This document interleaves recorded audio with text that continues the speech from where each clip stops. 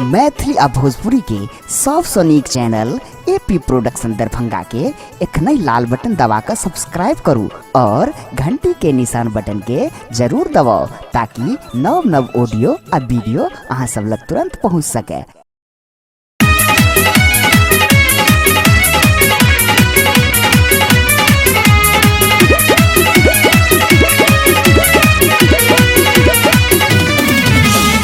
एखन अपने सब सुन रहल छी एपी प्रोडक्शन के प्रस्तुति।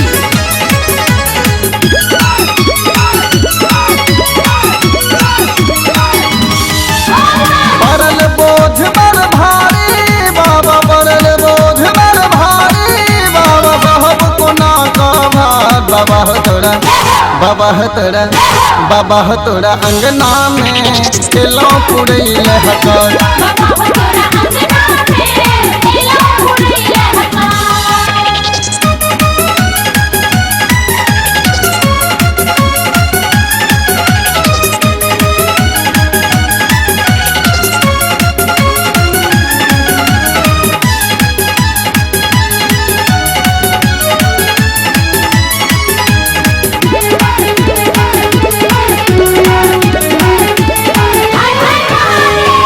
कल युग में नहीं पत्नी नहीं पुत्र के आशा हो बाबा, पति पतित बन घूमि रहल छह बद छ अटपट भाषा।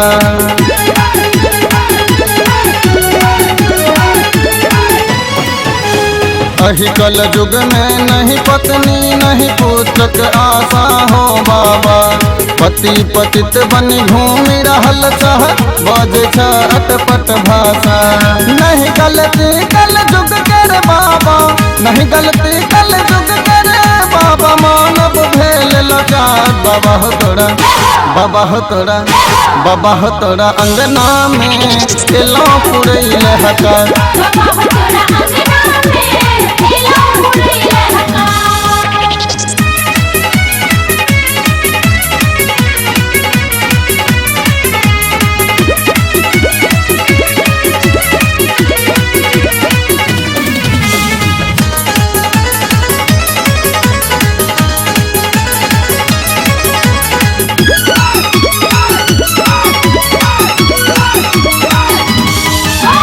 सुनै छी छौ तू ऑर्डर दानी हमर दान की केला हो, छी भूखल भटकत दुनिया में अपने की खा गेला हो।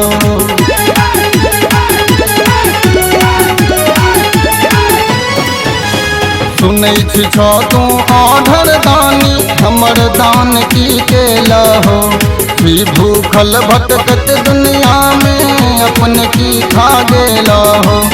अति माया सब घेर ने अब, अति माया सब घेर ने अब, करब कोनो सत्कार बाबा तोरा, बाबा तोरा, बाबा तोरा अंगना में केलो पुरैल हकर।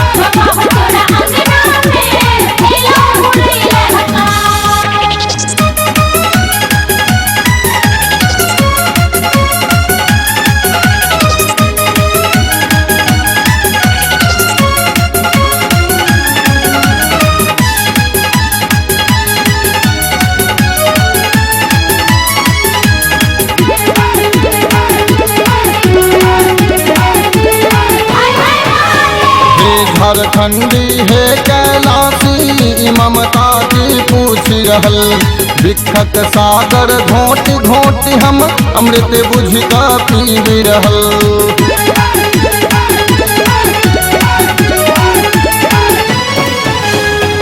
झारखंडी है कैलाशी ममता की पूछ रहल, विख्यात सागर घोटी घोटी हम अमृत बुझ का पी रहल।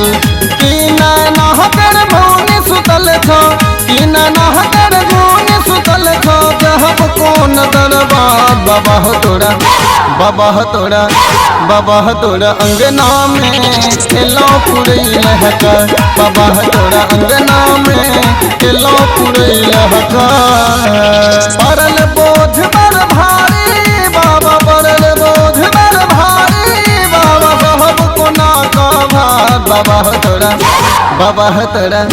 बाबा तोरा अंगना में केला पुड़ैल हका